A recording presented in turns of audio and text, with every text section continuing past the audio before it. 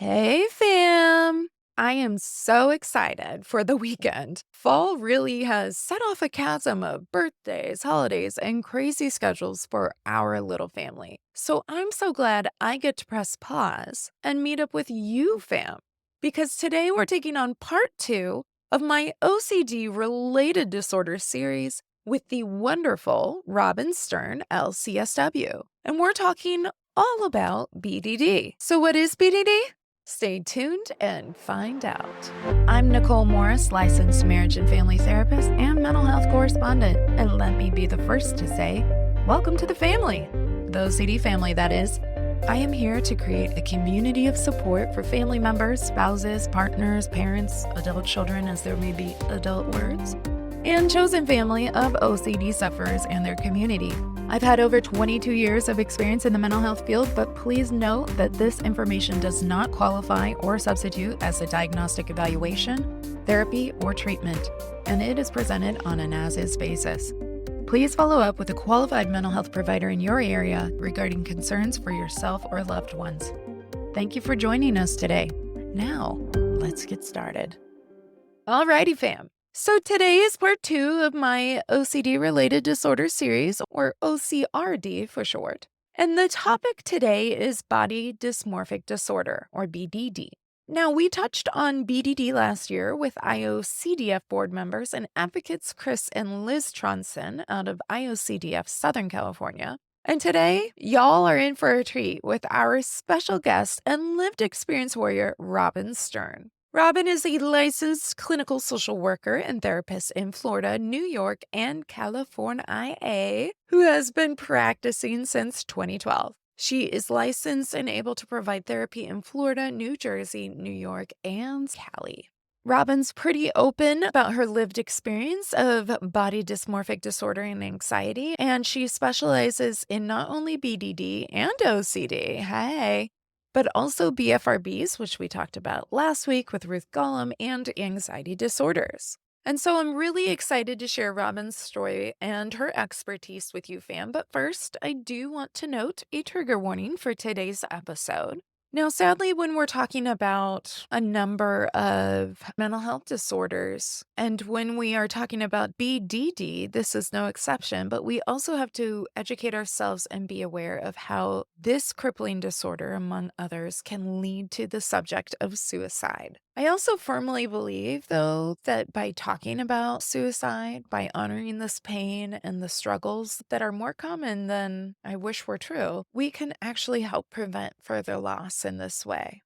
So I know it's triggering, and so I do want to warn folks listening to use your discretion in listening further, but I do believe it's a pretty important conversation. And while this isn't therapy, if you or your loved one is struggling with thoughts of suicide, I do want to remind folks that you can go to your nearest emergency room, dial your country's emergency codes, or even call their suicide hotlines. Here in the States, that's 988. But depending on which corner of the world you are listening from today, fam, please know that hope and resources are available for you.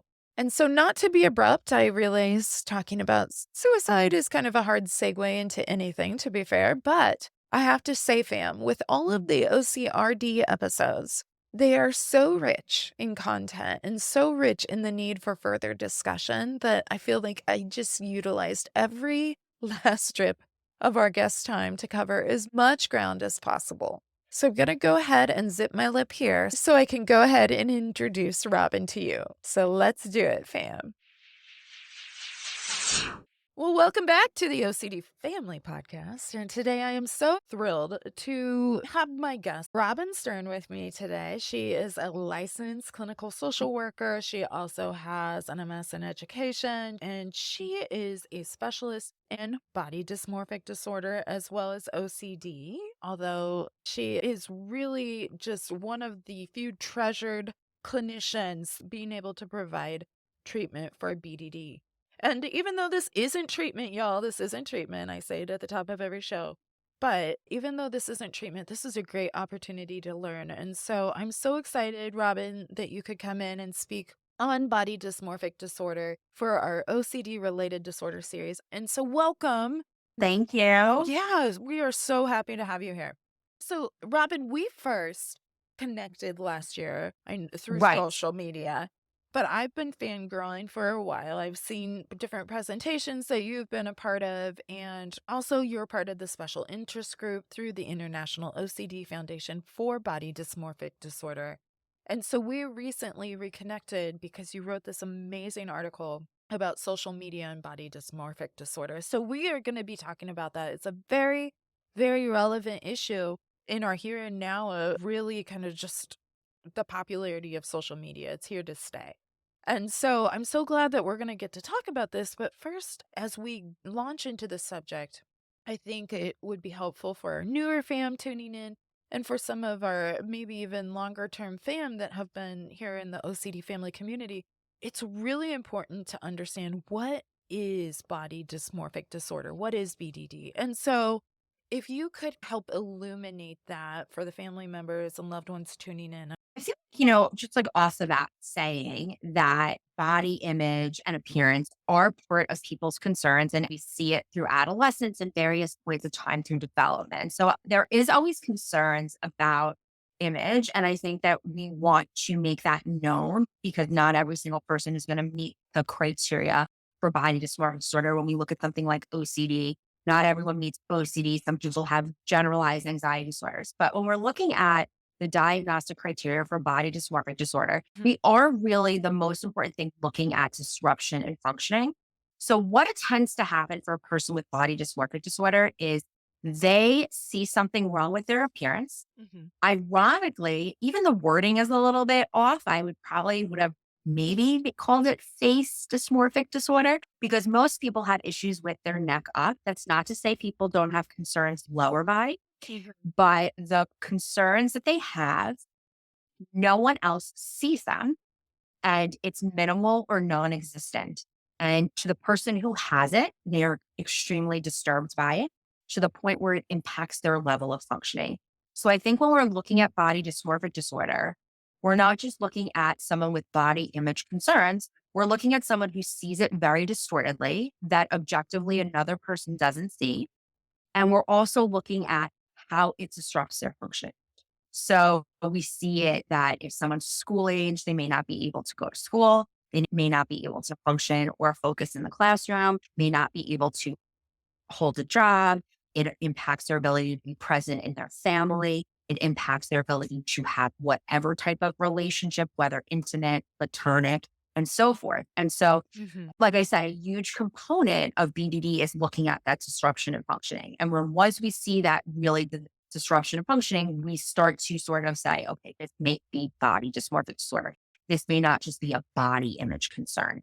And so I see a lot of clients at the younger age, which back in the day when I was diagnosed over 20 years ago, it was like you weren't seeing as young of kids coming in. You were seeing 20 something year olds and you were seeing older people who are really probably misdiagnosed for many, many years, 10 plus years. And now we're seeing younger kids. And so, would I necessarily be diagnosing them with body dysmorphic disorder? I think I usually, especially if they are, because it often co occurs, it can co occur with an eating disorder, it can co occur with OCD or BFRBs. I think, it's always something to sort of rule out. So, it's not always something that I jump to, especially with the young 11-year-olds, 12-year-olds, but it's something I sort of keep on the side, sort of always have a working diagnosis. But with that being said, a very important thing to notice and to know with body dysmorphic disorder is that it's a distortion. It's not a reality. There are neurological components to the disorder. Unfortunately, not every single person that gets the diagnosis is going for a functional MRI study to show that their brain is looking different. We know with the research that the functional MRI studies do show people's spatial processing different in people with BDD and eating disorders versus people who don't have them. So we know that this is neurological in nature as well. And it's not just a body image concern due to societal pressure. We know that this is biological in nature. So that's something important with understanding the diagnosis. And right now, where our community is we're in the OCD related disorders. Mhm. Even though there is a lot of differences between the two, there's a lot of similarities in the intrusive thoughts, obsessive thinking, pervasiveness of that, and then compulsive behaviors. And so there is a lot of overlap with that as well. That's such a great point because I was thinking for folks that may say, okay, so if it's separate from OCD, how does this relate? Why is it an OCD related disorder? In some ways, it can have similar functionality in the sense of there can be intrusive thoughts, there can be compulsive responses. However, you're making a really important distinction that in BDD, there's really this perception of a defect or undesirable thing, most often neck up. And it can range. It could be for women, it could be breasts. For men, it could be breasts, honestly. So that's not exclusive to women, but generally, women are going to have certain things that tend to pop up more. And men may have more of a focus on things like genitals or other areas. Yes. Right. But at the same time, it is different. And we're talking about a perception that would be virtually, if even detectable by another person Right. as anything. For the person with the lived experience, it is causing a huge amount of emotional distress. And one of the things we talked about last year in our OCD related disorder series as well, and I know your friend Chris, we're all friends and familiar with each other, and his mom Liz.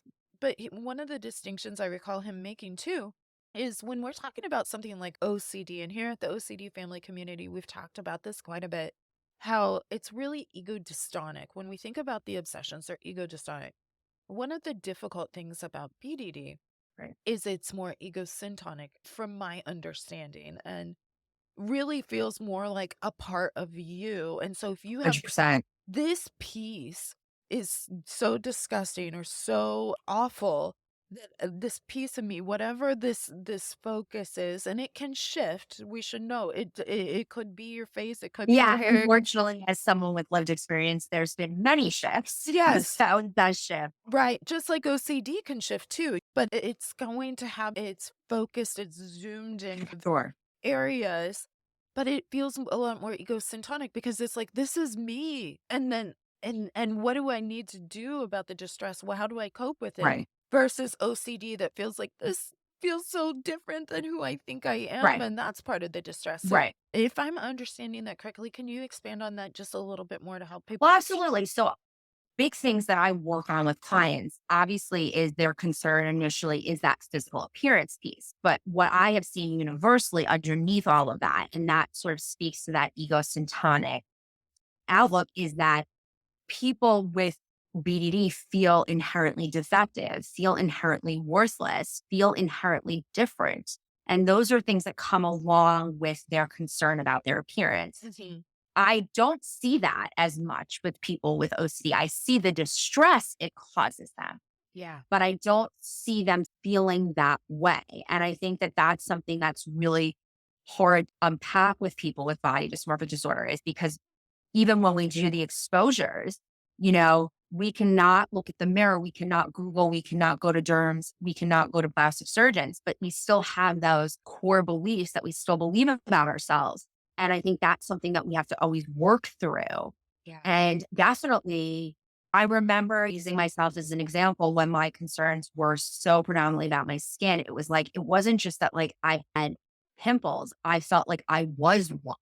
And that was just like, I am this. And then what that essentially meant in terms of how I showed up in my life. And so, you know, I think we're still really learning about the complexities of this disorder, how it shows up in people, and how we're managing. And I think it's just we're constantly the research, we need more, but we're constantly, seeing it change. Yeah, really great points. And as you said a little bit before, it's different, but it can co-occur with some of Right. these other common disorders, whether it's OCD, eating disorder, body focused repetitive behaviors, that's BFRBs, which has also been featured in this OCD related disorder series. And it's because, say something like a pimple, okay? Or acne. You could see from a BDD perspective if the focus is on the skin on the face, how greasy it appears, the tone, how it looks, whatever. There could be so many different aspects of Right. that. Right. Right. Right. How picking at pimples and different things like that could show Right, up. Well, but you might go, but picking, isn't that more a BFRB? And what it depends on is the function of it, right? right. Yeah. I wouldn't necessarily jump to even label someone who picks with a BFRB if they have body dysmorphic disorder because their functioning isn't really the same. So I definitely, because I do have a lot of clients that with skin related BDD that are pickers, I wouldn't even necessarily always per se actually even diagnose them. Ironically, though, I will have clients with both OCD and BDD, and like you could see that they're very different. Yeah. I think I'm coming out today, but in a different way, have both OCD and body dysmorphic disorder, and they're very different. And I can see the difference between them. I think when we're dealing sometimes with the body focused repetitive behaviors, most of my clients that have come in that sort of exhibit the skin picking that we see in BFRBs, really their underlying motivation is solely based on BDD. So I usually don't then go and give them that additional diagnosis because we'll use similar treatments to stop the picking, but they don't respond to the same Combi model and have reversal training. And then all of a sudden it's gone because their ultimate concern is their body dysmorphic disorder. So I think that that's, an important thing. I think oftentimes when we see OCD and we see BDD, I know for myself, like they are just totally different. And another thing to just say is that BDD is not appearance related OCD. And so that's also an important thing because I think some OCD clinicians treat it as such. And I think we're missing a big thing, sort of going back to what Chris said, that egocentric feeling that people have with BDD that is so inherently there that even when it's not associated with their perception of flaw or defect, it even comes up in their personality, in how they sort of carry themselves in the world. That essential feeling of defectiveness goes beyond even their concern with appearance. And I think that that's an important piece we see with BDD. I know I've seen it with myself when I feel like, oh, I'm totally in recovery from the BDD, yet I'm still holding those faulty core beliefs as I'm navigating the world, which is really essentially coming from the BDD that has to Right. be addressed, but it's not necessarily addressed through exposure. Right. Yeah, and I think it's an important distinction, and partly where it gets tricky too is because BDD can be inclusive of saying something to the effect of how my weight management Right. makes me appear, but for completely different reasons than eating disorder. Right. And I think part of where this gets fuzzy is because within eating disorder, there will be this described trait of looking at yourself and seeing this altered image back, right? And often it gets ascribed to as body dysmorphia. I cringe I when was I gonna say, and I think folks, I'll hear this sometimes of like, well, how is this different than just right. regular body image issues, right? And Very. there can be a distorted sense of body image within eating disorder, but if you could help differentiate, then So I'm gonna what? give you a personal experience. Yeah, That's okay. yeah, please. So let's just like break it down really quickly. When we're dealing with an eating disorder, we're dealing with the consumption or lack thereof of food. So we're either, like we're either restricting, we're either binging, purging, all related to the relationship with food and our body size. So I want to be very clear. An eating disorder has to meet that criteria. And, there are a lot of people that restrict that don't necessarily meet the anorexia criteria. So there's other labels within the eating disorder realm that they would fit in. When we're dealing with body dysmorphic disorder, in fact, if you meet that criteria and that is all you meet, you do not meet the criteria for BDD. With that being said, there are people that co-occur. So giving you an example, someone with an eating disorder that is concerned with their skin, Uh-huh. like has the anorexia diagnosis, but then is concerned with acne or concerned that their facial structure is off. They're going to meet the criteria from both. Okay. But I myself, when I was looking for treatment, and as we all know, just in general with OCD treatment, BDD treatment, it's just not that widely accessible. And it's definitely not very accessible with insurance. So I had come across an eating disorder treatment facility I was going to do an intensive outpatient program. This was a very long time ago. And I said, I have body dysmorphic disorder. Do you treat it? I don't have an eating disorder. Yes, Robyn, we treat it. So I thought it was very interesting. So I was like, okay, I'm going to do this. I was actually really excited because my insurance was covering it. I was like, let's go. You're like, So golden egg. yeah, well, actually, I mean, we talked, the prices are really high now. The prices were the same 20 years ago. So with that being said, I went in and I just found it so interesting because they didn't follow me to the bathroom because they weren't concerned that I was binging or purging. But what they didn't know was that I was sitting and looking at the mirror. So I Right. thought that was very, very interesting that they didn't even understand that the bathroom was sort of like off limits for me too. And then this was actually a decision for me at that point, if this was not the right fit, was we were sitting in the processing group on a Friday. I think I had only gone for a few days. And everyone was talking about, okay, how are they going to handle like going to restaurants and like their weekends with eat? And I'm sitting there like, I'm not going to leave my house this weekend. So like, I can't relate to this. What are you Right. talking about? Like, I understand that you have a hard time when you go out to order. I can't even leave my front door. So like we are looking at two different things. And I think that's an important thing. I think people with eating disorders definitely have a distortion in how they see their body. I Mhm. don't know that they do the same avoidant behaviors. And I don't know if they do the same, their life is as restricted as someone with BDD was. It was like, you guys are concerned of like, how you going to go to the street fair and eat? And I'm like, I ain't leaving my house. Right. So we have a very different, like, we're different here.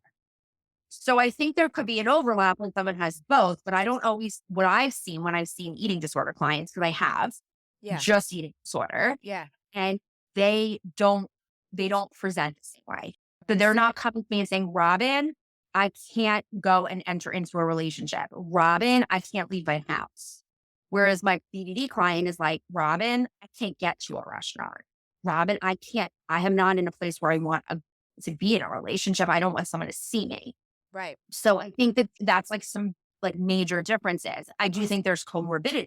And I think, yes, there is a distortion of body image, but it's not necessarily body dysmorphia disorder. So Right. then comes in that word body dysmorphia. Maybe you want to use that more for people with eating disorders that don't meet criteria for BDD, is that they have a dysmorphia of what they see, but it's not meeting criteria of interruption of functioning. It's Yeah. just not.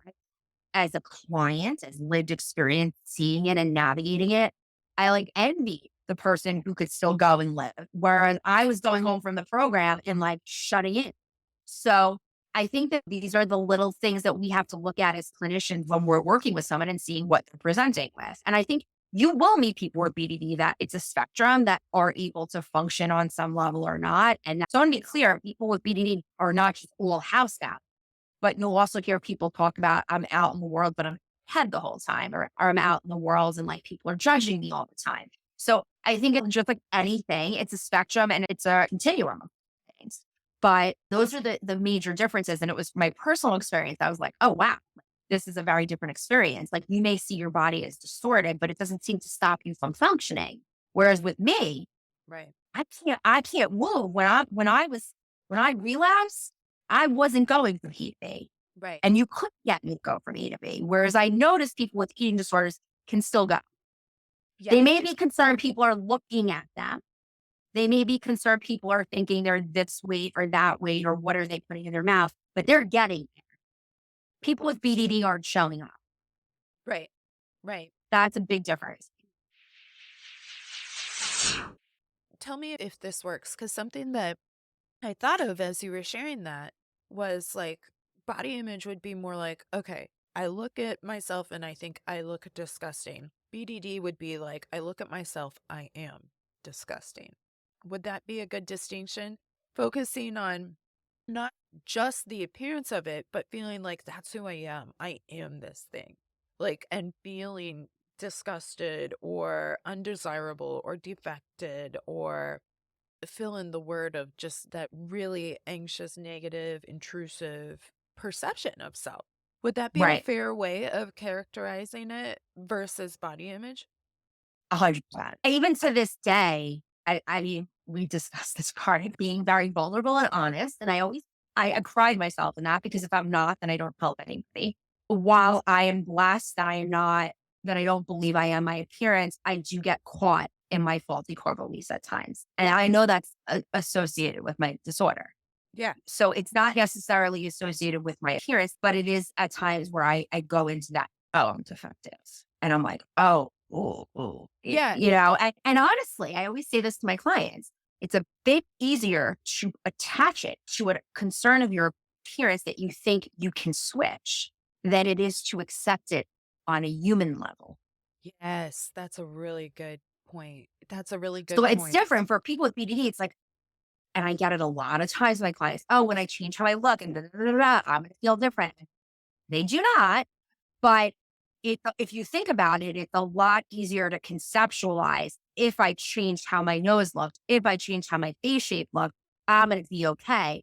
Versus going deeper and realizing, oh my gosh, like this is an issue about like, you're not okay with you and Yeah. you don't feel like you belong. And it's not about your appearance, but it's a lot easier to think that it is. Right. Right. That's the trickery of BDD. And it's similar in the sense to OCD, which again is probably why it gets associated under that umbrella, but it's similar to OCD saying, but if you just dot, dot, dot, Right. then you'll be good. But you do that thing or you do something even bigger and it's still not enough. Like OCD is never satiated with that. And so the same with BDD, right? No, it's not. I mean, I'll be honest, it's not. I mean, even the moments that I thought my skin was, it didn't change how I showed up. It didn't change how I felt about myself. And I wish people can understand that. I mean, because this disorder is not about this appearance. Right. It's just not. And I think when you look at body image, it is, it is about really what I look like. Yeah. And it is often when things are changed, you feel better. We just don't see that with BDD because it's just so different. And it is, like I said, biological and neurological in nature. We don't see that with people who have just body image concerns. Their MRI studies aren't showing that. Because I'm going to be honest, I would say every single person in this world has body image concerns or has Sure. had them. Yeah. So we have seen them in the research, and their studies are looking different than people who have the disorder. Right. So the point that, for fam, when we think about this and we think about, and again, similar but very different to OCD, but since more people listening are familiar with OCD at this point, it's similar to kind of being able to take information, good, bad, or somewhere in between and going, I don't love that or whatever, but I can accept it and move on versus being like, no, but what if? Similarly, within BDD, well, maybe if I just change my nose, maybe if I get this perceived bump or whatever the thing is fixed, then it'll be fine. But instead of getting that thing fixed and going, great, I love my no nose, it's like, no, no, this is a problem. And maybe the nose is still disorder. And maybe now it makes Right. my cheekbone look at it. And Right. it's never enough. The brain is like more, more, more. Right. And so it really is a matter of understanding that there is this neurological Right. reinforcement that is biological. You're not broken. This is your brain braining, but Right. it feels like you're broken. It feels Right. like you are the mistake, right? And so understanding that's partly where treatment becomes so important. This might be an old stat. Please let me know if this is updated from any of the research that you know. And I think I may have even gotten this from your Good Morning America video, which I will link on this episode's blog. Uh, Rob's like, I have postpartum there. you were beautiful. Yes, BDD, that little bitch. But 1 in 50 people struggle with BDD. So if we think about that in the US alone, that's 5 to 10 million people. And this is an older statistic that are struggling with BDD in some form. Now, we made a good point, and this is for anything when we talk about mental health. We can find ourselves in criterion all over the place when it comes to mental health. It's a disorder when it starts to interfere with our functioning, right? Right. Right. Right. Absolutely. And that's not to say I don't help people with body image issues, but I think, to give someone the diagnosis of this, someone who has it, I'm just going to be honest, it feels very minimizing because I know what this took from me. I know the lack of living through various parts of my life because of my BDD. And so I think if we just give people with body image issues, this body dysmorphia, and then we associate exactly with body dysmorphic disorder, I think it sort of really takes from people who truly have it. And that's definitely something I think I feel, Yeah. as hearing this word, and everybody's like, I have a little body dysmorphia. Everybody does. And I'm like, no, I definitely have had 3 medical leaves and couldn't leave my house for a month. I'm not sure that you're on the same page as me here. And that's sort of, again, I think that word is out there, and it's just to understand that that word is very synonymously linked with body image concerns. And we just don't see that disruption in functioning the way we do with BDD. Yeah, in prepping for today's conversation, I was thinking about I think you and I are a similar age, Robin, and I was thinking of the Now I think you're younger. barely, barely. You're like, by this many days. No, but still, we're very close in age. And I think we grew up with the same pop culture type things. Okay. We're close enough. We totally would have gone to high school together. All these things. But I was thinking of the movie Little Women, the one with I know, no, Emmy's right. yes, Winona Okay. Ryder. Like Yes. yes, yes. This was like classic childhood for me. And I was thinking of Amy. Amy's nose. She would put a paper clip on her nose, sh or not paper clip, but she'd put, what do you Like those nor 10? yeah, and she would always be talking about, "Oh, but my nose," or whatnot, and they'd be like, "Oh, whatever, your nose is fine, you got a great nose, whatever." And it's not to the point that in that story, it was disrupting her functioning. She didn't go on from living her life and becoming a painter and all the things because of that. But I was thinking of because it can be hard to sometimes recognize this in culture over time. And I'm like, well, here's a classic story.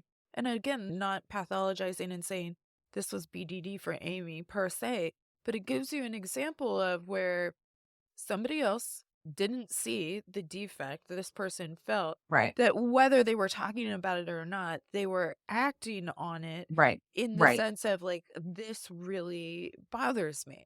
And so when we get to the point where that's interfering with your social functioning, call it dating, call it friendships, call it even Right. relationship with your parents and family, when we see it interfering with work functioning or school functioning, then we go, okay, this is to a degree where this is disordered. Now, I had a really interesting Right. conversation with Ruth about BFRBs, Ruth Gollum. And one of the things we said is, when is this bad enough? Like, when is it bad enough that it's interfering with functioning, right? And she was like, I hate this idea that something has to be bad enough. If it's causing you Right. distress, get support. So, Ironically, you mentioning that just had because I'm in a group text with some BDD colleagues, and the conversation, which was I actually didn't know, is that for the Y box for BDD, the cutoff is way too high to like now be diagnosed with it. I think they changed it, and so like we kind of were having a conversation like. I think some people actually have this disorder, and like because they don't meet that yeah. number are not getting that diagnosis when they're actively struggling with it. Well, in the Y box, so the Y box for our newer fam, the Yale Brown obsessive compulsive scale, and she's talking about a BDD scale for Y box. It's problematic too, in the sense of it's research based. So I'm not poo pooing Eric Storch, anybody else listening. Like, I'm not poo pooing this measure, but it's based on some subjective reporting too that is hard for often clients, sometimes family members, sometimes clinicians to conceptualize. And sometimes people get really like, even for OCD, get stuck on the number of like, they got to be doing this at least an hour a Right, day. Most people aren't just sitting there focusing. Some people in right, really severe rut will be right, focusing on it constantly. But right, for most people, it's a passing thought in and out. It's getting stuck at the mirror. It's getting stuck at whatever the thing is. And so to accumulate the amount of time and the amount of distress this is causing and how often you're engaging in behaviors or rituals or things around it, it's sometimes hard because I'm always like, don't get too caught up in the numbers. Just try to ballpark it. It's hard for people. someone's coming into you and they're like saying it to you and they're really discussing like it's impacting them and they're walking into a therapist's office.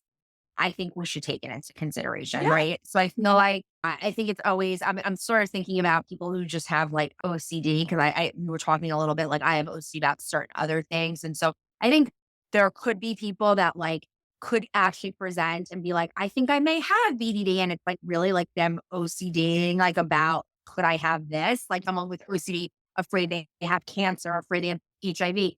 But I think us as skilled clinicians can really see that pretty early on. But I think what is considered that like cutoff of distress or not, or that I think we just have to take into consideration the client, how they're presenting and what they're talking about, either their quality of life was, is, and I, at this point in my practice and career, I don't really rely as much on Gotcha. instruments to diagnose and any of that. I think if we're really skilled, I think we know it. And I don't think we need to sit there. I think there are clients that want to see that. And I respect that. And I will give them whatever assessment tools they feel they want for BDD or OCD or BFRBs. That's fine. But as a general rule, I'm not necessarily sitting here, even in like initial sessions and stuff, and going through Y logs or going through appearance, anxiety questionnaires and stuff like that, all the questionnaires that we have for BDD. I don't feel that it's necessary. I feel that I can really, based on conversation and what the client is bringing in, I can kind Yeah. of go from there. They're tools, but like the Yes. tools aren't something that we kind of die on that hill, in terms of Right. if someone's coming in, and I will say this, I've been in the process of trying to help more people in my area get to know and learn about Sure. OCD and OCD related disorders. And I've had questions come back, well, I don't know if they quite met this threshold or this, that. What would you recommend? And I would say to them, if they're coming into you for therapy Right. saying, this is bothering me, then I'm going to treat the symptom presentation. And the Right. symptom presentation, whether they can qualify that as exactly an hour or more. And Right. and as many people learn, they go, oh my gosh, yeah, I know I do this all the time. I didn't Right. Right. realize Right. this was even related to that, Right. right? In that respect, let's treat the symptom presentation. That's what's distressing the person. A lot of people don't come into therapy like low on the totem pole of distress, and they're like, just check it out, cool. They Right. have to Right. kind of meet a threshold, and a And lot especially of if they're coming to a if specialist, they're coming to on a top of special, it. right, if Right. you're on a waiting list for a specialist, Right. you Right. believe you have it, whether you have it or Right. not, you believe you have it. Right. Agreed. And so you're coming in because it's causing enough distress that you want to triage that, right? We Right. often will see folks coming in triage mode. Rarely are they like Right. just in a self exploration, was just kind of be Yeah. reflective, and was like, that's Right. just not how people are coming into the office. Right. Agreed. And when we talk about distressing, so people might be like, well, I get distressed. I get down. I think women, but men, I see you too, and gender non binary, all everybody. I Right. see that people can get down on themselves about the way they appear. But again, the difference of I am this disgusting Right. person because And that's what I hear all the time. And that was mine. yeah. And when we think about it, so I'm going to be putting a trigger warning at the beginning of this. But when we think about it, because these are some stats that we talk about when we're thinking about how distressed folks get.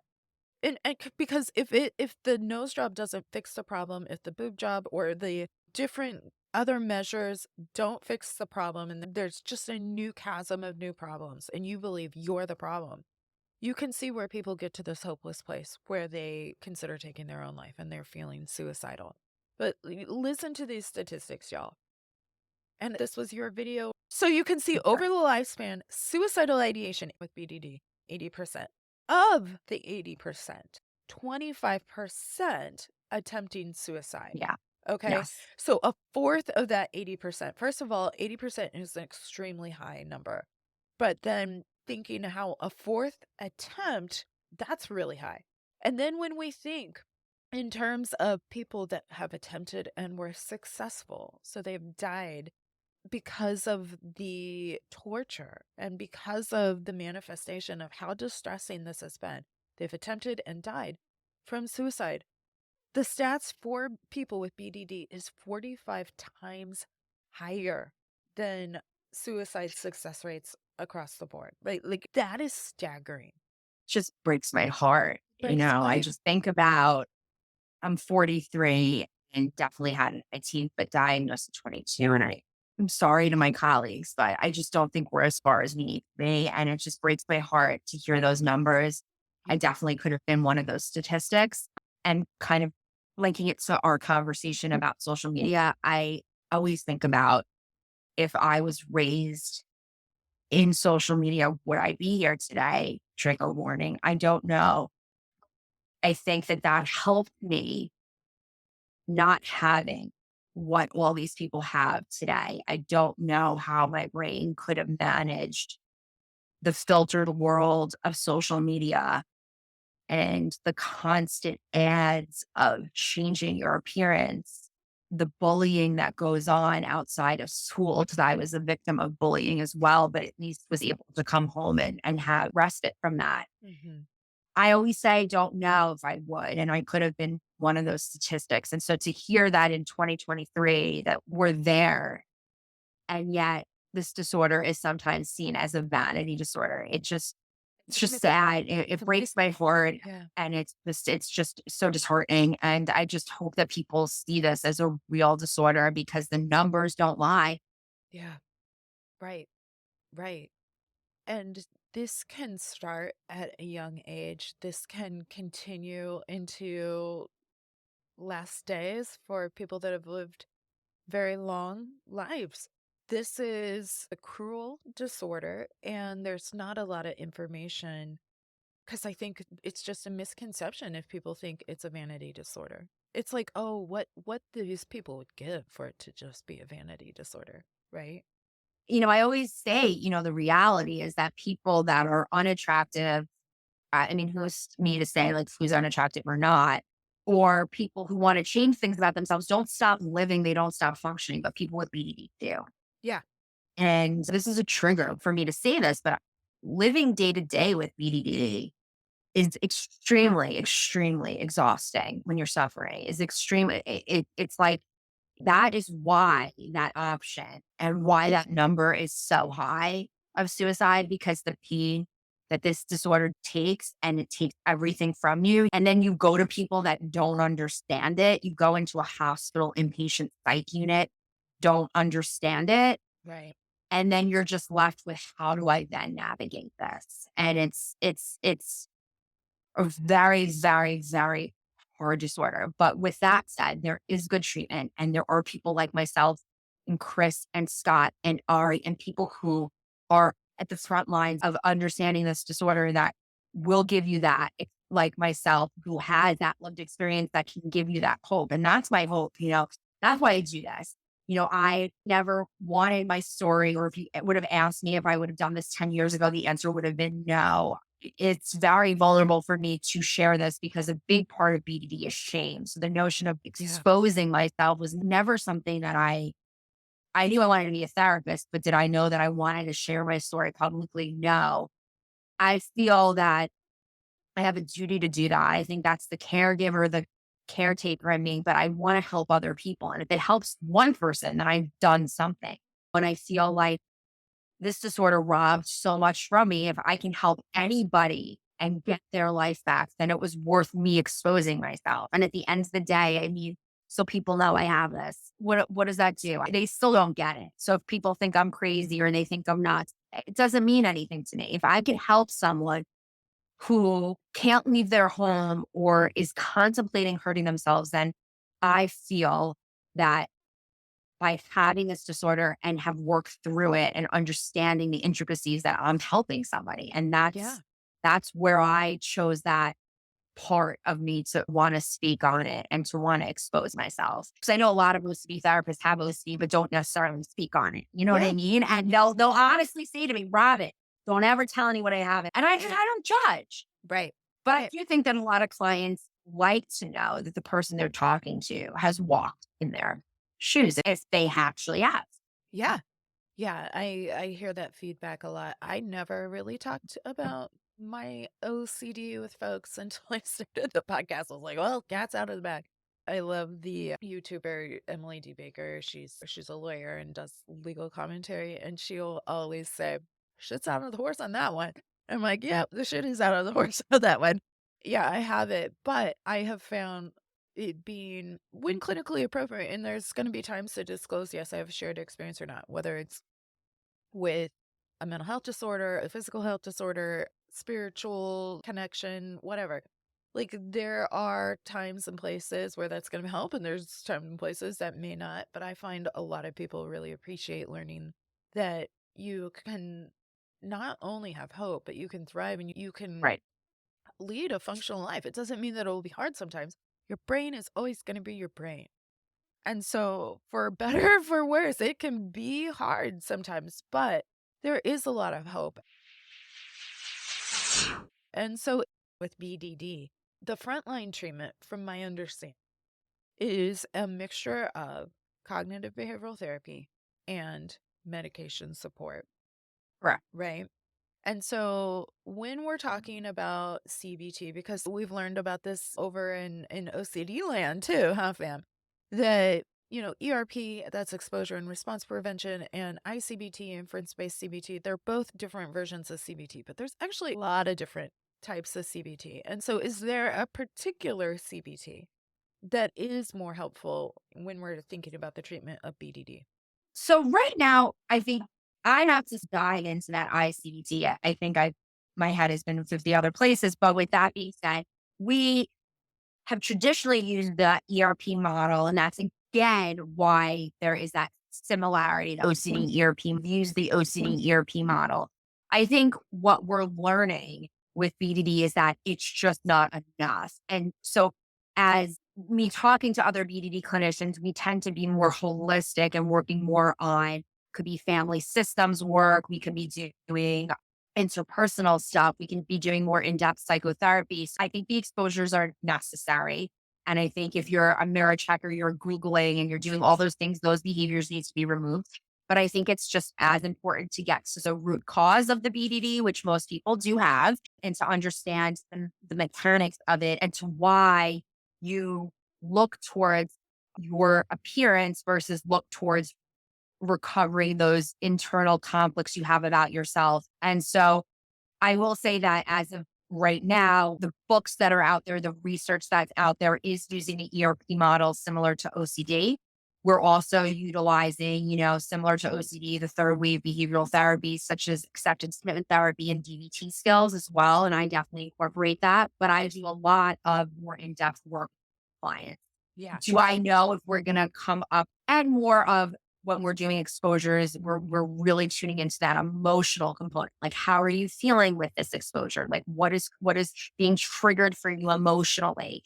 Where are your thoughts going? Whereas when we're doing OCD, ERP, we're not necessarily going, we're doing the SUDS level, right? The distress, but we're not necessarily getting into the emotional components or how it comes back to that core BDD feeling, which we tend to do more now when we're doing the exposures with BDD.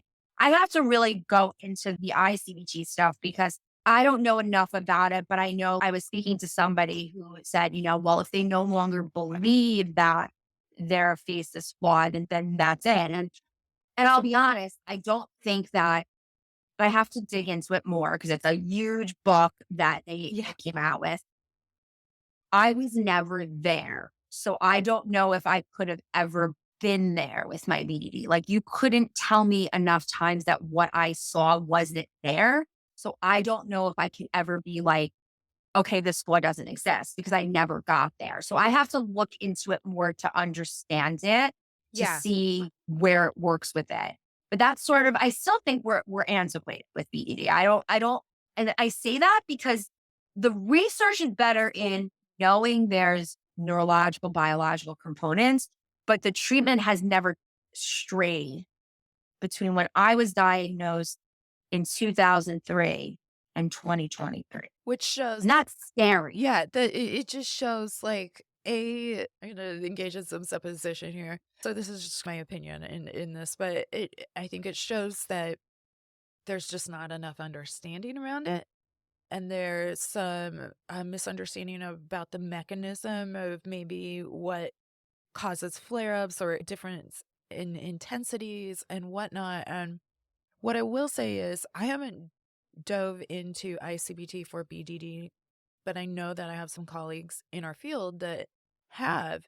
And one of the things, because it is really hard to conceptualize for so many things, even within OCD, Right. where you're like, how could I not believe that? Like, it's just there. It's like common sense reality to me that this is what this is, right? Like, I Sure. am disgusting because Sure. fill in the blank, right? And there is a mechanism, though, from the ICBT lens of there's this thing called inferential confusion where you are going to take it without a shadow of a doubt. It's there before you even realize you're engaging in it because it is so ingrained, like black and white, like the lights on or off. I don't have to sit there and do a meta Right. analysis on whether the light's on. I can see it's on. You can probably Right. even see the light on, even though you can't see the light because you're like, yes, you're illuminated, right? And Right. so it takes things from that you're like, how could I ever not just think of this as what feels like common sense in my brain? And ICBT has an approach for that. But because I don't at this time apply it for BDD because I've had BDD clients in the past, but I don't happen to have one on my caseload right now. I'm not as engaged in that, but Right. I could always link No, you even. exactly. I'm gonna now that I have some time that opens up, I Yeah, really will start to dive into that. Obviously, I'm always looking for different modalities and anything to expand what the current treatment modalities are now and to give people with BDD a better quality of right. life. And it doesn't take away from ERP because ERP we Sure. know can be effective as part of the frontline treatment. But the fact that we've only had one frontline treatment, is this really Yeah. like, do we have other people? We need more help and support. Yeah. Well, and one of the others, so this transitions us towards social media because one of the other things that happens very often, and I have some stats around this too. I was doing some research and I found this young woman who has a YouTube channel. It was Demystifying Medicine, and I think she's at McMaster's University in Canada. I'm assuming it's in Canada because a lot of the resources were in Canada. And so she was talking about some of the research around she was first of all demystifying BDD, and I'm going to link this as a resource too, because I'm going to cite the research that she showed in the video. And I think it's a great video as well. But she was talking about, first of all, when we look at the best treatments, we see that as the first line treatment, right? CBT plus medication support. But, and I know you're going to know the answer, Robyn, where do you guess most people go if they are struggling with BDD for help? What is their first They're line? going either to a plastic surgeon or a dermatologist Uh or an huh. esthetician. They're not walking into a therapist or psychiatrist's office. Exactly. So they cosmetically research and try to address these things because Right. again, the illusion is if I fix this thing, it'll be better. If I could Right. just fix this thing, if I could Right. just use this product, if I could just Right. right? Right. We all want quick fixes in life. Let's Right. be very clear. Yeah. So she cited some research. So this is first out of, I'm probably going to botch the name, Creerand et al. This is 2010. So this is older research at this point, 13 years old. Like, can we get some newer research, y'all? It's easy to say. Like, I could sit and work on research too, right? I'm not doing it. So easy to be an armchair quarterback on that. But Creerand et al. 2010, the research looked at 200 different patients.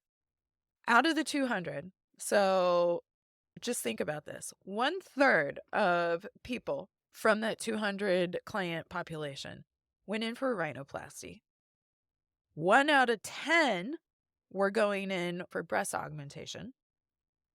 And overall, 76.4%, that is three-fourths. That is a high percentage. Were seeking surgical and non-psychiatric treatment for BDD. That doesn't surprise me. Of those three-fourths, of that 76.4%, 60% went through Mm. with the procedures. And for dermatology too, and she didn't necessarily highlight this in her video, but I saw the research she posted and I paused and read it all and thought, I'm going to go read these journal articles as well. But for dermatology, like you said, it's either plastic surgery or dermatology. 45, I actually thought this was low, and it probably has grown since then. 45.2% were going to dermatologists. Of that, about a quarter of that amount, 23%, were having surgery as a result of going into the dermatologist. Okay. So what this says is the prevalence is high, the need to act on it is high. Right. Whether it's going into a treatment, a frontline treatment, where most people don't realize that that's what they're dealing with and they're just Well, they trying. don't want to. Even if they get the diagnosis, they still want Right. to physically They change it. want to fix it. Right. And so we look at that. Those are some high stats. Now, when I was looking at the research, respectively, the Creerand et al. Came out in 2010, and I'm seeing that the non-psychiatric treatment, those stat numbers came out of, it looks like Phillips et al. 2001. Again, I'm going to post these on the blog. But here's where it got interesting. It's already interesting, but here's where my brain was like, I'm going to cross-reference these things. So we're talking about social media today. Okay, so here's story time for you, Robyn. So this research is old. 2001, that's 22 years ago. 2010, that's 13 years ago. And I thought, so when did social media really start to become more prevalent? And this sent me on a dive because Robyn has written this amazing article. Thank you. My hope is that the way I perceive social media can help people navigate it a little bit better. Cause like, I just literally think it's smoke and mirrors and like a joke. Like, I don't, unfortunately, a lot of people go in and are like, this is the end all be all. This is true. It must be. And I'm just like, joke, Yeah, joke, joke. yeah.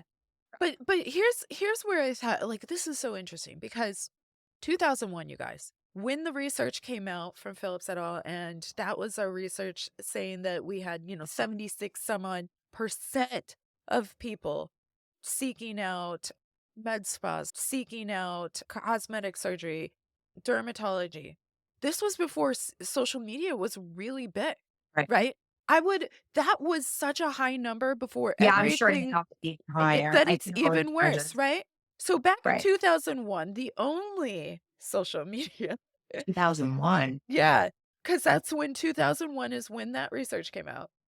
Back in 2001, the only social media that really existed was called Rise, and it was a I precursor don't even know that I don't one. either. It was a precursor for LinkedIn.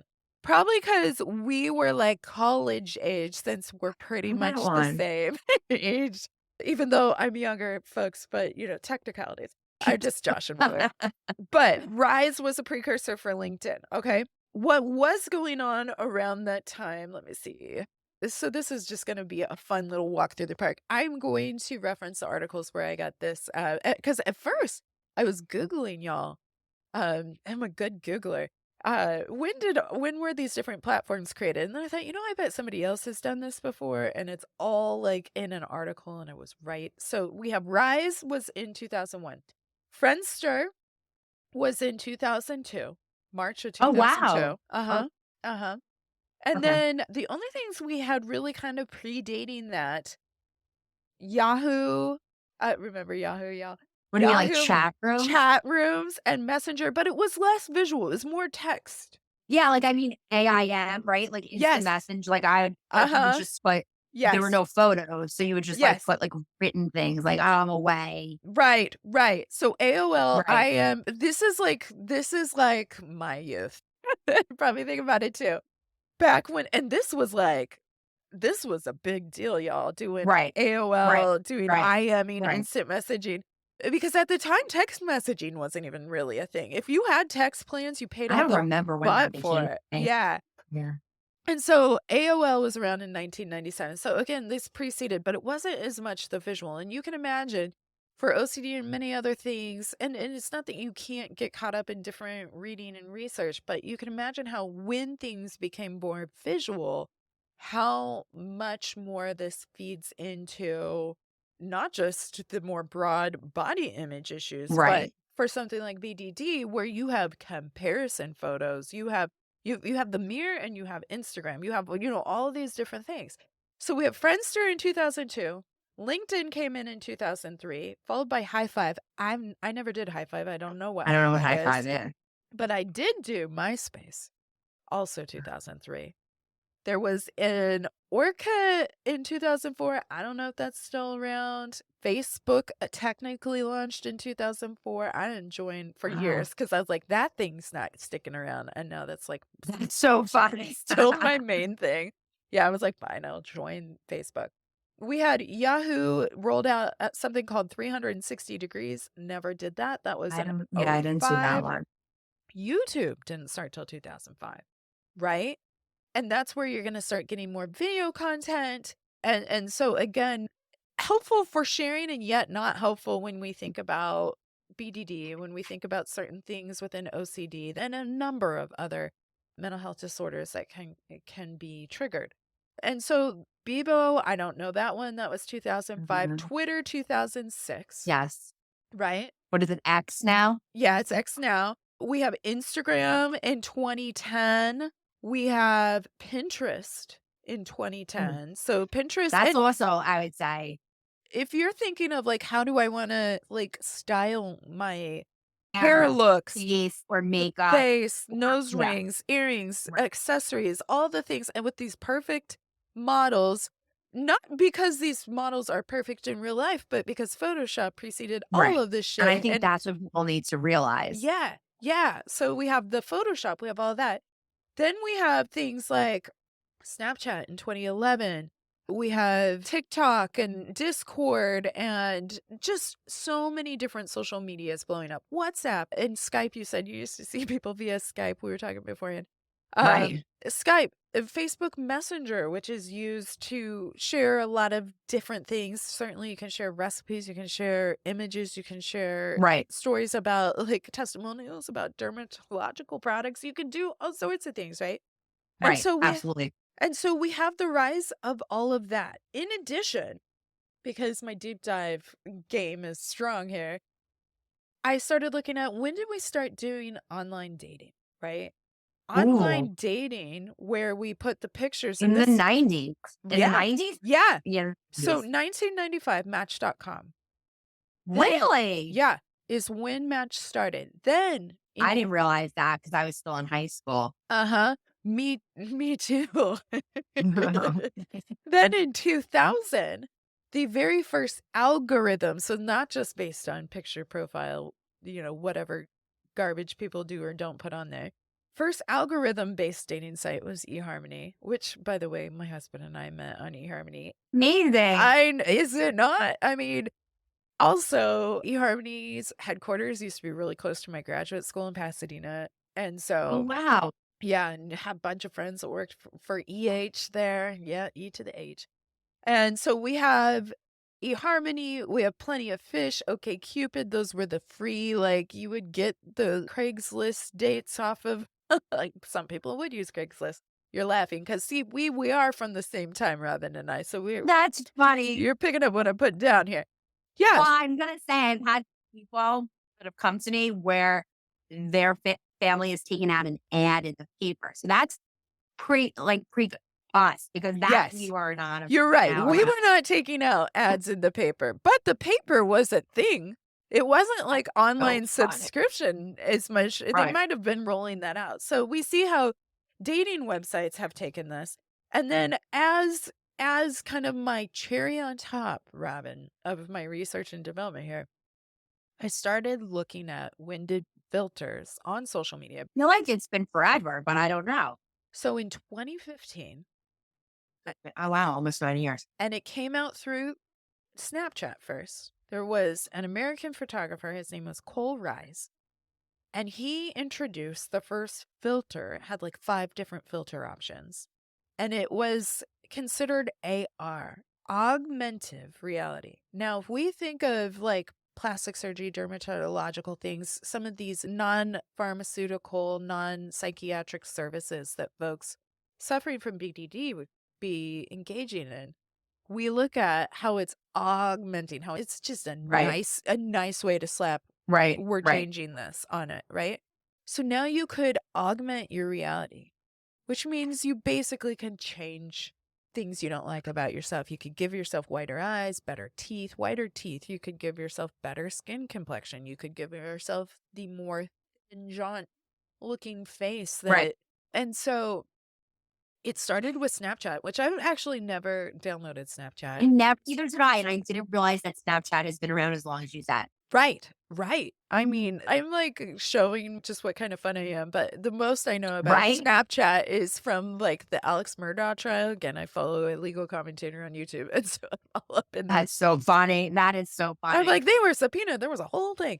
But Snapchat was the first one. And I do remember people playing around with the filters, whether it was like, it could give you like the dog ears. Obviously, you're not a dog all of a sudden. But where that Right. gets more dangerous is how it takes this perception of really a non-existent bar for what beauty is, what sexy is, what successful is, even. And we started to not only, and it didn't keep people from going into plastic surgeons, but now we can augment it and we can look at a filtered version of ourselves. And then other folks are looking, sometimes knowing you have a filter, sometimes not, and going, damn, I'm grotesque because Right. I this think that's what I say in general, like an advice for people, like know you're going on social media and most likely you're seeing a filtered version of whoever is posting. Even when they almost, say unfiltered. yeah, because they want you to think that that's their natural thing. Like Right. the thing is, and it's so funny, like as a mom, Robyn has a young kiddo. And so we Yes. know, like, we could post this cute little picture of our kiddo, and there's probably Cheerios and a mess of toys and crap Funny. right off screen. But that's not what we're not like, hey, get in front of the trash that's overflowing while I take Right. this picture of you. No, I'm taking this adorable picture with the clean house behind because, of course, that's how we love. Right. And it's already like the vantage point, get this best kind of perspective. And then it's altered, it's augmented. Reality is augmented. Right. And so Right. Right. this is the day and the age that we're growing up in, and we're looking at other people's photos and we're going, Oh, we think it's real. We think it's right, real. that's attractive, that's reality, but look at me, right? So you can Right. already see just from a body image, fat shaming, attractive, sex driven, whatever culture, Right. society, how an emphasis is put on that. And if you are dealing then with the distress of not only do I have this perception of my appearance, but I am this. I feel like I am this disgusting, this grotesque, whatever. Pick a word, then you can see how dangerous social media can be, right? And so the article that you wrote, and I'll let you kind of summarize it overall, but part of what I really appreciated about it is sometimes, and whatever the thing is, I know people with addictions deal with this, particularly alcohol, where it's so accessible, right? Where you Right. go like, oh, but I could go to the grocery store, I could go in an Applebee's, I could go into a nice fancy restaurant. Alcohol is going to be in all those places. So do you say like never leave your home and you'll be good? Like that's not practical. And in this day and age, not engaging in social media. Well, I don't think it's fair either. And like I always come from that sense of like, just because I have BDD shouldn't mean I shouldn't take care of my appearance. It shouldn't mean that I can't engage in things. But then I'm going to always say this, depending upon where you are in your treatment and your recovery, should tell you and direct you of what you should be doing. Yeah. So if you're extremely symptomatic with BDD to the point where you can't even handle your own reflection and you're so fused with your beliefs about yourself, you may decide that this isn't the opportunity in time to be on social media to look at people's photos. But what I often tell clients in general, so sometimes that would be advisable, and I just tell people across the board is understand that people are choosing to post things that are positive. Does Mhm. that mean that people aren't going to? I, shared about the loss of my grandmother in social media. Did I show every image of what happened towards the end? Did I go into every word of what I felt through the end of that? No. And I think that's something people need to understand. Social media is a glimpse into somebody's life, and it's often not really based on reality. It's So for me, augmented, whether right. So filtered or for me, not. Yeah. correct. So what I tell people is realize that when you're going, realize that you're looking at an augmented reality, but it may not be enough for people. And Mhm. it still may be triggering. And I think that's the reality. And that's where it comes back to where are you in your illness? But I think every person, whether you have BDD or not, you need to understand that when you're looking at social media, you are not looking at reality. Mhm. And if you want to look at reality, live, get out into your life and live. Mhm. And social media is not reality. And I think that has helped me be less triggered. And that's probably why at times I take a lot of social media breaks because I don't want to see the BS of everyone's filtered life. Like I'm not interested in you telling me and trying to sell me an MLM product where you're like not filtered. And then I see the photo, like the sign up there filtered. When I don't see pores in your face and your facial strip, like face, like your outline and it's blurred, you're using a filter. I, I think, unfortunately, when someone doesn't have great insight, which we look at also, by the way, with body dysmorphic disorder, Yeah. it's very hard for them to accept that. And they still think it's real. I think for me, I just know it's not. I sort of, through my podcast journey of speaking with people, I'm trying not to be judgmental, but I came off probably very judgmental of people who use filters and saying, I don't get it because I have BDD and I don't get it. I don't understand it. And now I'm just like, it's artistic expression. But people with BDD are very vulnerable to that. And so what I just tell people is, I don't think it's fair to say you should never use it. I think you need to take a step back to see where you're at. Mhm. And if you're, feeling okay, I think it's fair. I think you should always put a time limit on it, whether or not you have a disorder or not. I think we could all lose ourselves. You ever find yourself like on friends of a friend's page? And I'm Yeah. like, what am I looking at? What am I TikToks looking or at, photo? reels where you're like, "Oh my gosh, I don't even care about how the cottage cheese curdled. How did I get here?" But Yeah, yeah, that's what I'm saying. Like you lose time. And I mean, and that's just me in general with I call value-based living. I just don't know. I think everybody would benefit from not being on social media as much as they are. But I think it's not fair to say to someone with BDD because you're getting images and I would just say, rule of thumb, probably shouldn't be following just like beauty influencers that are focusing on appearance or focusing on cosmetic procedures. But short of that, I think it's the way you have to communicate. And I think it's a way of people sharing. But just remember, it's probably not fully based in reality. And it's definitely augmented. yeah, Whether you're using a filter, which I don't use, or even I'll use light, right? So like I'll use, and light is a filter. yeah, So I mean, I think that's an important piece to have. yeah, for sure. And it comes out too, not just in images that we're seeing. We see it in videos, we see it in games. We see it in so many different ways. Have you ever watched Vanderpump Rules?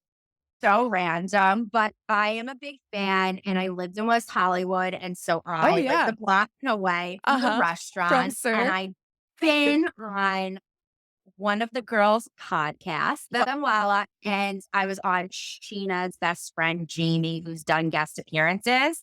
She was in her wedding. I was on her podcast as Did well. you talk about BDD with them or you did? Oh my gosh, I love Yeah. that. Robyn, Yes, I I'm so did. proud of you. Did you I'm just now I'm sorry. I'm like spinning out on a little Right? I mean, that's how I felt with yeah. Vanderpump. Yeah. But did you and guys fam, I'll bring it back. They've heard me go on a little bit about Vanderpump a little bit. I bring it up every now and then.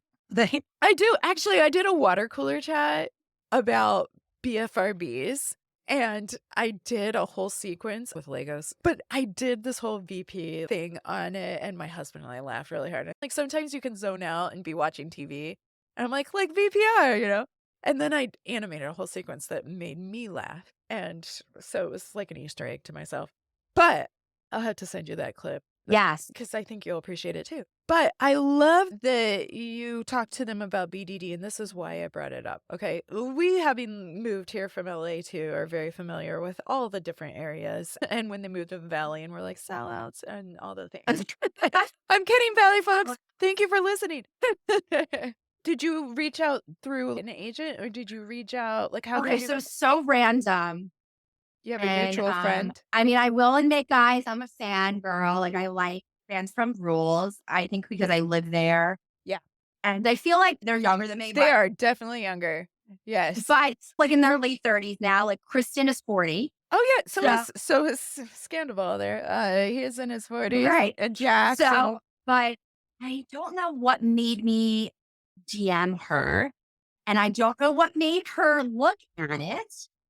But she did. And I was like, you should totally do a podcast on BDD. And she's like, oh my God, would love to. Let me get my assistant to reach out to you. Did she And know then what BDD was? so she had also sort of the preconceived notion of like BDD being body dysmorphia Because if you think about it, I wasn't sure, okay, how is this going to relate? Like, how am I love speaking to this girl. If I was in LA, we would have met in person. I was like, we were Zooming together. I was like, this is awesome. This is such a cool thing.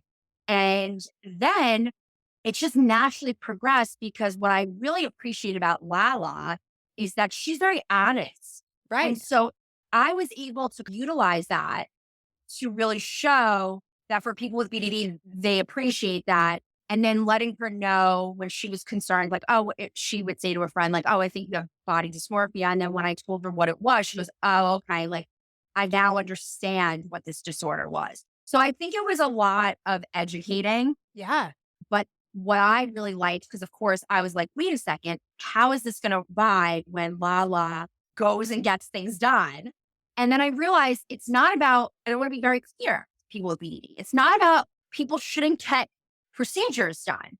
Right. It's about when it's a psychiatric disorder and you think that it's going to change your life and change who you are, then you have to think about that. And second to that, celebrities, and I know that this has been a controversy, but I really believe celebrities that have a platform Mhm. related to their image, Mhm. okay, should be honest. I understand privacy and all of that. I'm a therapist. You're a therapist. Because I'm BDE therapist, I will say I've never gotten any procedure done. Mhm. But I think if someone like Lala or a model such as Bella Hadid or Gigi Hadid, if they're going to go and they're going to present themselves and they're going to be like, I'm a supermodel, but you're not going to show you got procedures done. And you're going to be like, I had a glow up. It's giving the wrong message because then a person with BDD is saying, I should glow up that way. Yeah. I should have this. And it's like, no, these people got procedures done. So that was very helpful for me to see how was I going to frame my conversation with her because especially because I knew out of all the Vanderpump characters, she was the one that actually probably got the most work done. Well, and she's very open about it. She'll be like, I But got that's breast tucked, I why I got was this. able Yeah, yeah, yeah. Yeah. So what's interesting is totally wanting to now talk to you about that. I gotta focus, Nicole. Well, so my husband and I, okay, so again, I follow this legal commentator. Scandal shit came up and broke big time early summer this year. And I wasn't into it. And I was like, I couldn't get into it. I didn't know enough about it, but I was like, no, I got, like, I don't even have hours in my life to whatever. But we do like to binge watch different shows. And we were at the end of a binge watch. And so my husband was also hearing from some of his coworkers, like the ridiculousness of VPR. And we used to live there. oh, so you're not an original BPR No, watcher. Oh, no. I'm a rich. So, Okay. so then I love that. so then this podcaster, EDB, Emily D. Baker, finally succumbs, and she's about our age too. And so she succumbs, and then she's like, "Oh my gosh, I'm so zoomed in." And then I was like, "Well, that sounds like a fun show." Not just because she gave an endorsement, Well, but also, I think because you lived in LA, I feel like I you, lived you, in you LA. definitely can buy it. I do. I love it. I love it. Right. When we see things around and we're like, oh my gosh, they're totally here and whatever there and Right, this right, right, right, traffic right. and blah, blah, blah. And when they're talking about like going out and visiting Sheena at the beach and they're like, she might as well live like she's in Marina Del Rey. She might as well. And I'm like, I know, because you're driving from the valley. But anyway, so like people that lived in California love to talk about the traffic, and it really is a thing. But it does bring me joy, and it's nostalgic too to talk about the traffic, even though I hated sitting in traffic. And so I started watching VPR, but as I started noticing Raquel, no, I'm going to call her Rachel because we're not friends, Raquel. Rachel. That's Well, first, also, let's be clear. She's all on social media with Rachel. So she she's is referring to now. herself with- She is now. But what I will say is, as I was watching it, and granted, so I watched like all 10 seasons. Can't even imagine. I was like, Patrick, I feel like some folks are dealing with BDD. And I will say, my husband used to work in the industry, and Oh, I get that sometimes it's not even what your own brain is saying to you, it's what your agents are saying to you, that you have to look this way to book this part. It's extremely critical on image, Hollywood, and all of the yes. celebrity and stuff, right? Agreed. So there's that. But still, I was sitting there and I was like, oh my gosh. I was like, the amount of Botox at an early age before they even needed Botox, right? Right. And I don't, Great. and again, this isn't saying And that I it was love we- Lala, and I want to say I love you, Lala. But, Yeah. and you could say that you grew out of your face, but she got so much, like, she was beautiful.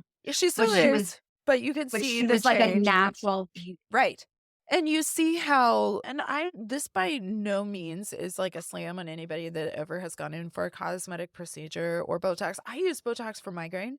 I have terrible Me too. migraines and it's not the same as cosmetic Botox because you Right. don't get all the creases taken care of, but it helps a lot with the headaches. And it's made a quality of life difference. And I have to tell you, I don't hate what it does for the wrinkles that it does to each time. But I'm looking at these girls going, "Oh my gosh," with the Botox in their young 20s, and not just the girls, the boys. I was like, "Does Sandoval have BDD about his hair?" Like, all the things he would do. Well, Okay. it's funny. I think he is the one that, like, I feel like dermaplaning. If you look at like season one when he's shaving his face, Yes. now he was ahead of the time because people are doing that now, cosmetic. Yes, they Yes, are. and to kind of bring it back to like the BDD part, I think the question is again, is there a disruption of functioning? Is there a distortion? And it's in the podcast, but even Lala admitted, like and I think she's talked about even through the show, like acne. But on her podcast, she had talked about how when she had acne growing up, it was really hard for her to go out and she was really struggling. But as soon as her acne got better, that was done. And I think that's where, again, I think things can look a certain way. But then the question is it that?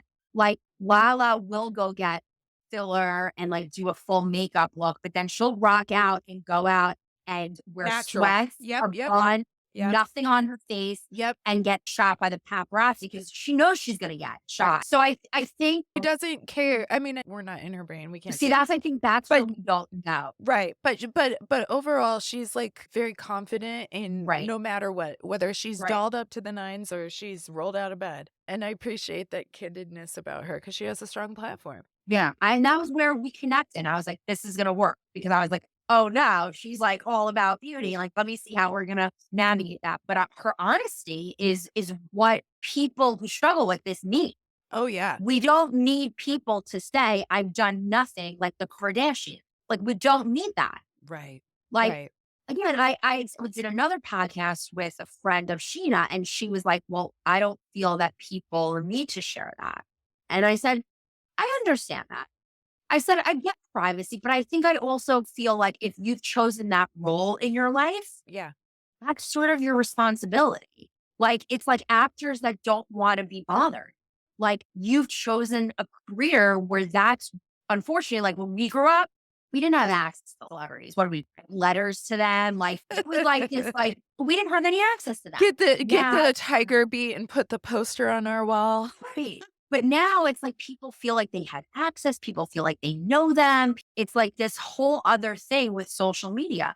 So I do feel like if you've chosen to have a makeup line like the Kardashian or like a body line, and I've had that question asked millions of times, and I can't answer this professionally, but a lot of clients say, it's Khloe Kardashian or Kim?" My response to that is no. Could she have an obsession with surgery and not like how she looks? Possibly. But from the outside, a person with BDD, like she goes to places where she used to go the way she looked 20 years ago. I didn't see a disruption in functioning. Now, again, there could have been, she may have that, but I just feel, and as much as I've gone back and forth with this, speaking to you today, I just feel that people who have those platforms, it's just part of their job, like their responsibility. Yeah, right. Well, and one of the things that I think then can be helpful in thinking about it is, yeah, somebody can have an addiction to doing cosmetic procedures. They can Correct. have just like you Yes. can have an addiction to anything else. But also, it's like, it's characteristically different than how BDD would function. Of absolute. Because if you get a hit and you're like, I feel normal, or that feels good. But now, like, Right. what else can I improve? Because that felt so good. I want to feel that high again, right? BDD isn't about feeling that high. That's BDD is about feeling I am broken and I Right. thought this would fix it and Right. it's And it's not. devastating that it's Right. not. Now what do I do? That is different than getting a Right. hit, getting a high. There's not a high. There's no like I've reached this level. There's the veiled carrot of, maybe if I can just fix my nose, then it would be better. Right. Right. Would be Right. better, right? But it's not a fix. And so it could very well, and again, we have to keep in mind, especially as people get bigger and bigger in their career, like how that impacts them. Like, there might be a reinforcing agent of like, "No, I'm Sure. happy I with mean, how I you am, know, but they say I need to be skinnier or I'll never get the part." Like, right. yeah, I mean, that absolutely is a piece of it, but we also then see how someone who is looking at themselves in the mirror or avoiding the mirror altogether because of just how much disgust or shame they feel, And people. what's a shame, and I understand we all need to make a living, is that a lot of these reality stars and influencers are getting paid by like laser companies and companies that do these procedures to share on their social media platform to their fans. So Yes, before you can even think about it, you can be like, "Well, I don't like this," and put it out there, and then you can think about it and be like, "Oh, maybe I shouldn't have posted." if I've posted it, I have to assume there's always a possibility someone screenshotted it, even if it's on for a second. Right. And think about it in a day and age where it's like, I can say anything and we're often, for any given person, our own worst critic, right? So if I Right, can post something before I even think about it, and even if I have the reflection later going, I was just feeling whatever in the moment and then right, take it down. Somebody else can see that. They can go in the Wayback Time Machine, look at past copies of whatever was right, posted. That trail exists now. And there's going to be somebody going, oh, I'm measuring my worth, my value in these different ways and neurologically backed. So it's not just, oh, I'm right, dealing with exactly. insecurity, but Right. neurologically backed. And then and this person thinks this, like, it's so dangerous, and so, in terms of it's not that we should be afraid to speak, but being aware, especially if you have a platform of influence, in how you're being regarded, and if you're not saying you didn't do it, but you're not correcting the thought on you're just naturally think about it in Vanderpump Rules. I actually do feel that people on VPR have been actually super honest because not only has Lala been, but Stassi was honest that she had a chin Oh, implant. yeah. Like, No, I mean, they've been honest, but then you can also look and be like, "Oh my gosh, this is genetics. This is no amount of, medical whatever she could have done." Lala looked, like, amazing right after giving birth. Sheena didn't have right, the bounce back. She looked amazing, but she didn't have the bounce back that Lala did, right? But you look at her a year or 2 down the road. Now, did she have cool sculpting? Did she do yeah, I interesting don't know. things? Like, I'm still telling people I'm postpartum, like I need to lose my weight, but at some point, my son's going to be 4 December 30th. I haven't lost all the baby weight, but I don't, yeah, I'm a and working mom and And it's not even about losing the baby weight, but it's like she hasn't come out about it one way or other. She's been open about certain things that she's done. yes, And I'm not saying that Sheena needs to give us a biography on her and give us the password to her medical chart. You could say none of your damn business and fine. Right. But also, if she looks so good, look at her, how she looks for her wedding and she's lost all this weight. And oh my gosh, and why can't whether I've had a baby or not, I can't lose the weight. This, that. And so people do have a sphere of influence. And it's not that you can't just go live your life, but in terms of how that perception that we're okay not correcting the record or at least sharing, or we go out of our way and lie. I mean, there's plenty of celebrities that do, oh no, right. I've never had cosmetic surgery. And it's like, Well, especially now with the Ozempic and all those drugs, like everyone denying. right, why deny it? Why? What? But there's so Because I much think there's a shame. lot of that criticism that comes along There's with that it. shame. You should be able to do it without Ozempic, or you should be able to do it without a gastric bypass. And it's like, none of us know what other people are going through medically and why they need to consider different roads. But it does reinforce that amount of shame of if I need or if I do. And sometimes it's not even about a need. Sometimes it's that faulty perception, like you're talking about in BDD. It's not that you have this grotesque skin, but you see that and you feel that and you identify with that, like, I am that. I'm grotesque. And then we go out and we can see all the different ways that we can fix it. And already there's shame in talking about what we're doing for whatever reason, whether we need it or not.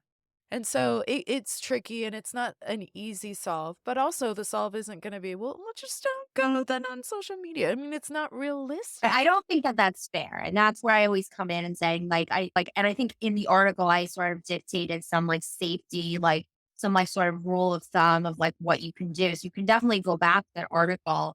It's a pretty quick read of, like, just how to navigate it, and depending upon what you're dealing with. I mean, it's like even if someone had OCD. Like your OCD is about fear of diseases, while like going on social media and seeing support groups for people with those diseases are probably gravitate towards that. That's not going to be helpful for you. That's going to trigger you. So it's Right. like, you just got to really know where it is.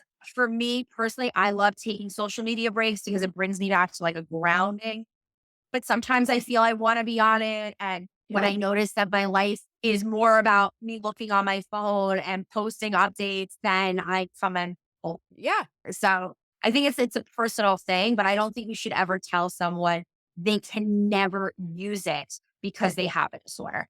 I always say this, there's only one disorder where abstinence is key. And every other disorder is a work in progress, and we're not perfection. And we expect dip. We expect you to have moments where you give into your compulsions. Same with OCD, there's no perfection in it. The only diagnosis that we expect perfection is addiction. Yeah. And that's just because that's the diagnosis like required. But short of that, we're not perfect. And Right. we're never deemed to be perfect when it comes to a mental health issue and when it comes to treatment. Right. Right. And someone in recovery from their addiction will be the first to tell you it's not that the thoughts don't cross their mind, but they have to actively Right. choose that. And so, even whether it's one day or 30 or 60 years, even, it's an active choice of going, okay, how Right. am I going to respond to this? So it's not that your brain changes, and that's the same case with BDD. It's the same case with OCD. Right. It's not that your brain is going to stop being your brain. Your brain is going to Right. brain. So learning how to have a healthy relationship and not getting in this toxic relationship with it is going to be Absolutely. key. So yeah, well, this has been really interesting. I, as a kind of an ancillary thing, wrote a little quick note about VPR. It says VPR, plastic surgery, like water. That was my note to self. But I mean, I think that they're pretty I mean, Open. obviously They it's are not open. 100%, but I Yeah, feel yeah, like yeah. at the end of the day, I think if you sat and you like brought Sheena on your podcast or you went on hers, and I think if you directly asked her, I don't think she's gonna sit and deny it. I think they're pretty I like what I like about them, ironically, I do think they're pretty real and honest. I Yeah. don't know how much of the staging, whatever, but I watch Selling Sunset only because it's my old block, and I feel like that is the fakest thing I've ever seen in my life. Like, I'm like, people in LA do not dress to the nines. Everyone listening, people in LA do not dress to the nines. We dress in sweat and Yeah. flip flop. Okay. I live in Nice, West nice Hollywood. sweats like Lululemon sweats. Yeah, but that's sweat. I mean, like, no one dresses the way they dress. Like, I've never seen it. And I asked even a friend who lives there now, and she's like, yeah, no one dresses like that. So once again, we're giving this notion to the world, like, this is how you're supposed to look. But Yeah. that's not even how people look there. Yeah. You know what? This is so funny. When I first moved to LA for grad school, the first time I went down to Hollywood, which is just seedy as shit, frankly, as Right. many areas in LA are, and went down to the Chinese theater. And what do you see? Like, it's like you see these different areas and stuff, and it's so glamorous in the life of the movie stars. So I go down there. First of all, I'm trying to find parking where the meter maids aren't gonna just totally like eat me alive, which anybody who's lived in LA knows the parking is crazy. And where we park, we get out, we're like pretty close to where all the stars are on the sidewalk and where you can go see the footprints or whatever. And I park and I see SpongeBob and Jasmine, some characters people will dress Oh, up that's because so funny it's on a Hollywood Boulevard. it's a tourist trap where people come and they'll want to take pictures or whatever. Smoking a joint before it was legal in California and walking, and it's like and there was like a store as I'm walking up from where I parked to go to the Chinese theater. We walked past a store that was selling fresh saliva. No, What? I don't know, for Fresh a saliva? maybe for a drug test or whatever, there's all Oh sorts of my shit going on. god. And you're seeing all this, along with, like, the Chinese theater, and it's just like which isn't even branded as the Well, Chinese because theater the anymore. Hollywood's like I mean, they're And trying to revive it, yeah, but like, no. it's a dump, but again, it's like this perception of, like, I'm gonna walk Right, and oh, see no, it's movie exactly stars reality. Guess what? all Like, over the no one wants place. to live in Hollywood. You're I right. mean, I mean, my husband used to live kinda down the street of a much nicer area, kinda over by the Grove, and it was so nice. And it was close to Melrose, it was close to these other areas, which sounds like we're talking about a 90210 episode. And a little bit we are. But in terms of living in that area, it was nice there, but you walk down garbage, I hear it's worse garbage. now, especially post-COVID. Oh, I'm sure. Oh, I can only imagine. Yeah. And so you just go like, yeah, everything is so glamorous appearing, but it's fake, it's a facade. Well, I think that's important. I think that so to go a little past just the social media piece, I think is also watching reality TV. I want to be very clear as someone who lived in Los Angeles and like lived in those like neighborhoods, that's not what's actually going on. Right. And I think what's clear is and what's nice is because these reality stars actually have social media profiles, if you take a look at them, like someone like Lala, she's posting like her sweats and stuff. And so when she's not taping, this is who she is. Yeah. She's not dressing to that. You know what I mean? Yeah. Yeah, exactly. Yeah. And it's interesting. And so I love where it spiraled. I'm never surprised though by where conversations spiral. I'm like, wow, that was so interesting. So what I will say is I'm gonna link all of these link your Lala and your It was really good. It was a really oh, I'm good topic. sure. So I'm gonna I'm gonna listen. say Girlfriend, I'm gonna listen. obviously I fangirled her prior to recording. So I just said that she's a great single mama and she's doing what she's doing. I'm super proud of her and she did the right thing. So Yeah. I think we just in general with media, we Mhm. just have to take it with a grain of salt. It's entertainment. Right, right. It And I is mean, we can both attest that because we lived out there. yeah, So oh I mean, I never felt a certain way. I never felt like I need to look like a plastic doll to live in LA. yeah. So I think it is an important conversation, and I appreciate so much your time, Robin. I thoroughly enjoyed it. Yes. We're like-minded in sort of our mentalities, and that's what I appreciate about the podcasts that are run by people, so that I get that opportunity to hear people's perceptions of things and see, and hey, maybe you will be one of because we would love to have a BDD therapist in Indiana. So that might be something you may want to delve into because we always, I feel like, are looking for people that are very serious about wanting to understand. Well, and I do my very first OCD case was a BDD case, and I remember and this stuck with me. I was advocating with the pediatrician on this case about getting started on medication and how we were already doing ERP, but I think this client has BDD as well. Right.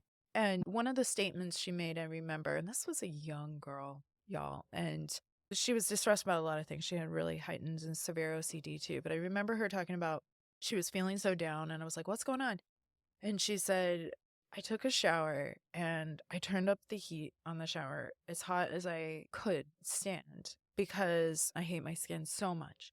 And I was just hoping that it would burn and that I could, because there was no way the parents were going to allow plastic surgery or anything like that at that age. And this person felt so hopeless.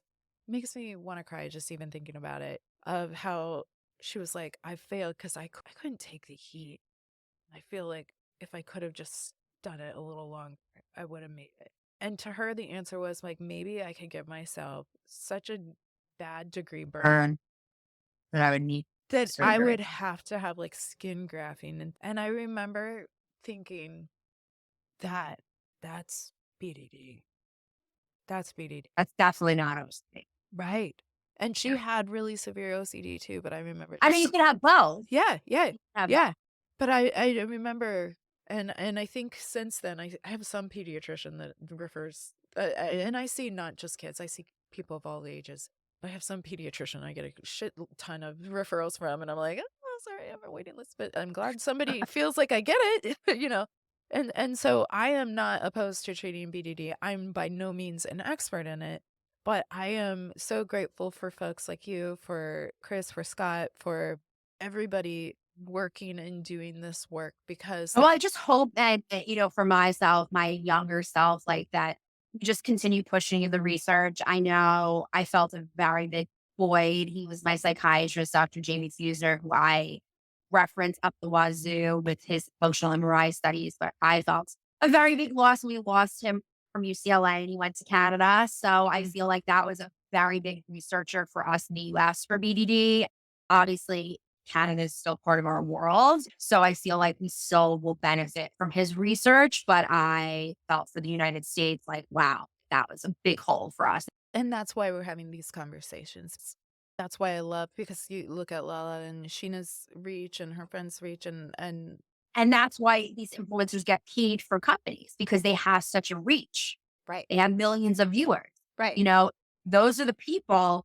It's not that they suffer any more or any less. And it's not to take away, I want to be very clear to people. It's not to say that your illness, your BDD or your OC doesn't matter. It's just the reality of what people's platform. And if Yes. you don't really have the platform, there's only so much your story is going to touch. Not going to touch as many people as someone who can touch a million people. Right. Right. But having the conversations and you never know. Cause like I wouldn't have known that you had a connection, or we didn't even know that we were both from California. I Like, didn't know that. right? Yeah. And now we know that we know all these places and that the reality is most people are just sitting there on the 405 stuck in traffic. It's not even just California, LA LA has a is its very own different vibe. mentality. Yeah, yeah, Yeah. yeah. It is its own vibe. It's Yeah. totally, yeah. I relate. Well, this has been a joy. I feel like I'm a new friend, Robin. Yes, I always feel that way when I do these podcasts, especially with my the therapist. Yeah, yeah. So we would love to keep in touch, and this was Yes, so please. helpful. I'm gonna link people to you too. You just if anybody is looking for more information about BDD, I will also mention Absolutely. there is gonna be an online conference in 2024 for BDD. Yes. I think it's going to be a great virtual conference for people to have access to it. I think there'll be some similarity between if you were in person, because there was the track there. But I think having it online will be able to reach a lot of people that maybe wouldn't necessarily run to an OCD conference if they have BDD. Right, right, right. This is really geared towards that. Love that. All right. Well, thank you again. Thank you. So great talking to you, Nicole. Let's keep in touch. Yes. Thank you for that. Oh, that was so great, right? And I love Robin's New York accent. So fun. So thanks again, Robin, for helping us understand BDD better and for all our discussion around social media and how it can impact BDD. Now, I know we talked a bit about Vanderpump Rules or VPR in case that acronym wasn't clear for all of y'all, but I think it was an important discussion because another show, another celebrity, another prominent public figure. And we can see how this topic of outer appearance makes such an impact. But I think as we chatted about what we see circulating on social media and how things are portrayed, what filters or angles we use to elevate or augment our own situations, it's still valid. You don't have to have watched Vanderpump Rules to understand the point of that conversation. And this is the media that we consume. At this point, social media, for that matter, is consumed at even greater rates than traditional media. But social media, legacy media, you name it, it's there. So while we aren't calling for folks to cancel their accounts on social media or never surf again, understanding the delicious misery it can create is pretty important. It can be toxic. And most of what we're viewing isn't quote unquote real. But we can easily fall into the trap or set expectations on who or what we should be based on what we see. So that's a helpful part of the conversation, but let's circle back to the nucleus of our chat today, and that's understanding BDD. BDD isn't a cosmetic surgery addiction. It's not a vanity issue. It's not the colloquial, culturally defined definition of, quote, body dysmorphia, unquote. It's not about preferences or hashtag goal bods. It's a very distressing, very cruel disorder that ultimately interferes with functioning. That's a pretty important point. So we'll say it again.